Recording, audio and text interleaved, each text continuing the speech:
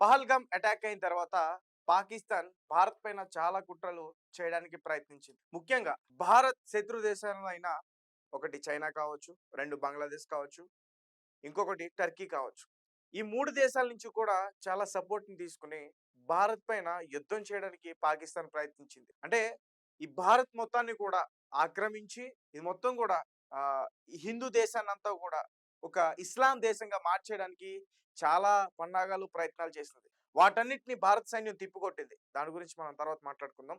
ఈరోజు విషయం ఏంటంటే ఈ పహల్గామ్ అటాక్ తర్వాత నిజంగా పాకిస్తాన్‌లో ఉన్న సైనికులు ప్రతి ఒక్కరికి కూడా ఒంటేలు పడింది.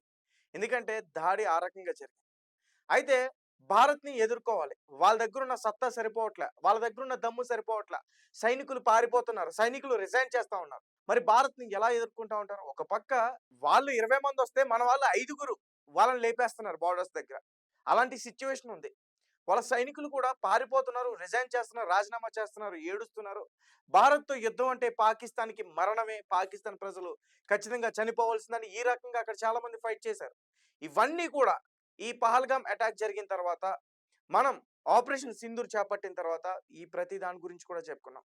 అలాగే పాకిస్తాన్ మా దగ్గర డబ్బులు లేవంటూ ఇతర దేశాల్లో, ఇతర బ్యాంకుల్లో అప్పులు తెచ్చుకొని ఆయుధాలు కొనుగోలు చేసింది. ఆ విషయం కూడా భారత్‌కి తెలుసు. టర్కీ నుంచి ఆయుధాలు కొనుగోలు చేసింది రీసెంట్‌గా. చైనా నుంచి ఆయుధాలు కొనుగోలు చేసింది రీసెంట్‌గా. అంటే వీళ్ళ ప్లాన్ ఏంటి? ఒక పక్కేమో దయచేసి మీరు మా మా విన్నపాన్ని అర్థం చేసుకోవాలంటూ కూడా లెటర్‌లు రాస్తారు. సింధు నది జలాలను వదలాలంటూ లెటర్ రాస్తారు. దౌత్యపరమైన సంబంధాలు ఏర్పరచుకోవాలంటూ కూడా లెటర్ రాస్తారు. పహల్గామ్ అటాక్ అయిన తర్వాత అన్ని రకాలుగా ఎగుమతులు, దిగుమతులు పాకిస్తాన్‌కి సంబంధించిన ఏదైతే ఉందో సింధు నదీ జలాలు వాటిని ఆపేసాం. గగనతలాలన్నీ కూడా ఆపివేశాం. వాళ్ళ దేశంలో మన ఫ్లైట్ ఎగరడానికి లేదు. మన దేశంలో వాళ్ళ ఫ్లైట్ ఎగరడానికి లేదు. ఇలా చెప్పుకుంటూ పోతే అన్ని రకాలుగా అన్ని బంద్ చేసి ఇక్కడున్న పాకిస్తాన్‌ను కూడా అక్కడికి పంపించాం. అటువంటిది పాకిస్తాన్ రీసెంట్‌గా భారత్‌కి తల వంచింది. తల వంచడం కాదు, తల వంచారు. ఎందుకంటే మసూద్ అజహర్ అలాగే హఫీజ్ సయ్యద్ వీళ్ళిద్దరి గురించి మీ అందరికీ బాగా తెలుసు. చిన్న పిల్లోడిని అడిగినా సరే వాడు దొరికితే మాత్రం నరికేస్తా అంటాడు. ఎందుకంటే భారత్‌లో చేసిన అటాక్స్ అటువంటివి. హఫీజ్ సయ్యద్ ఈ వ్యక్తిని భారత్ ఎప్పటినుంచో కూడా అడుగుతుంది. అతన్ని మాకు అప్పజెప్పండని.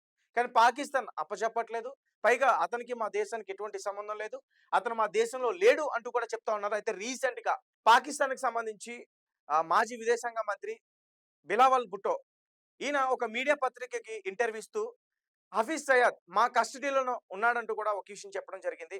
అలాగే మసూద్ అజహర్ ఈ వ్యక్తి ఆఫ్ఘనిస్తాన్‌లో తలదాచుకున్నట్లుగా కూడా ఒక న్యూస్ అయితే చెప్పడం జరిగింది. అంటే ఇన్ని రోజులు పాకిస్తాన్ ఈ దోషులు ఎవరైతే ఉన్నారో ఈ రాక్షసులు వీళ్ళిద్దరూ కూడా మా దగ్గర లేరంటూ, పారిపోయారంటూ ఈ రకంగా వాళ్ళ గురించి చెప్పింది. ఎందుకంటే భారత్ 2008 నుంచి కూడా వారి గురించి అడిగే ప్రయత్నం చేస్తుంది. వాళ్ళని ఖచ్చితంగా అప్పజెప్పాలని. ఎందుకంటే వాళ్ళు చేసిన దాడులు అటువంటివి.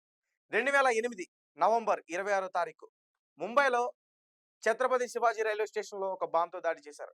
కొన్ని హోటల్స్‌లో హోటల్స్ అన్నిటిని కూడా టైమ్ బాంబులు పెట్టి దాడి చేశారు. అలాగే ఇంకా చాలా ప్రాంతాల్లో కూడా దాడి చేశారు. దాదాపు ఈ దాడిలో 2008లో జరిగిన ఈ దాడిలో దాదాపు 166 మంది చనిపోయారు. 300 మంది తీవ్ర గాయాలతో బయటపడ్డారు. అయితే వారిని కొంతమందినైతే మన భారత సైన్యం పట్టుకోవడం జరిగింది.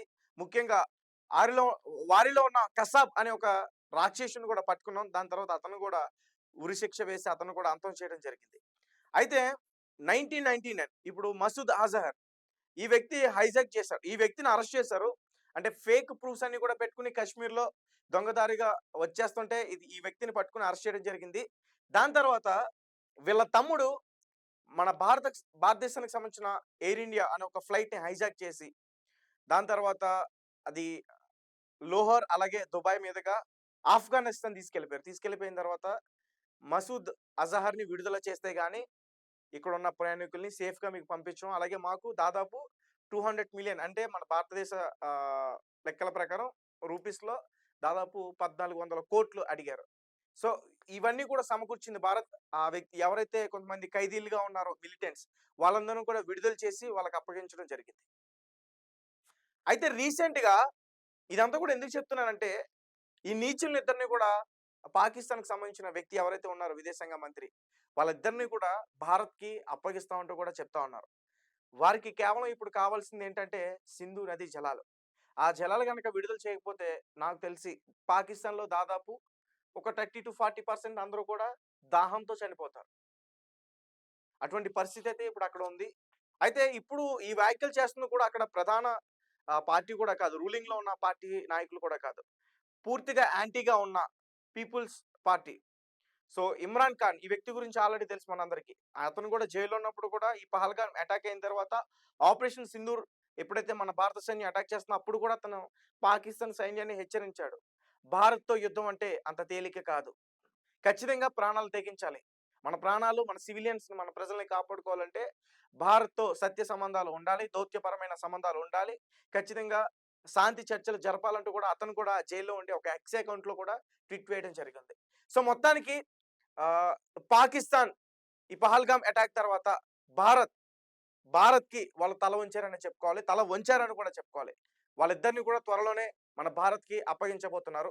మరి వీళ్ళిద్దరిని ఏం చేయాలంటారు? నేనైతే మాత్రం ఖచ్చితంగా నడి రోడ్డులో ప్రజల ముందు ఉరి తీయాలి. ఎందుకంటే వాళ్ళని ఉరి తీస్తే ఈ పాకిస్తాన్‌కి అమ్ముడుపోయిన ఇక్కడ ఉంటూ ఈ స్లీపర్ సెల్స్ ఎవరైతే ఉంటున్నారో గూఢచారులు వీళ్ళకి కనీసం భయం పుట్టాలి. మర్యాదగా భారతదేశాన్ని వదిలి పాకిస్తాన్‌కి పారిపోవాలి. అలా వీళ్ళని చంపాలని చెప్పేసి నేనైతే కోరుకుంటున్నా. మీరేమనుకుంటున్నారు?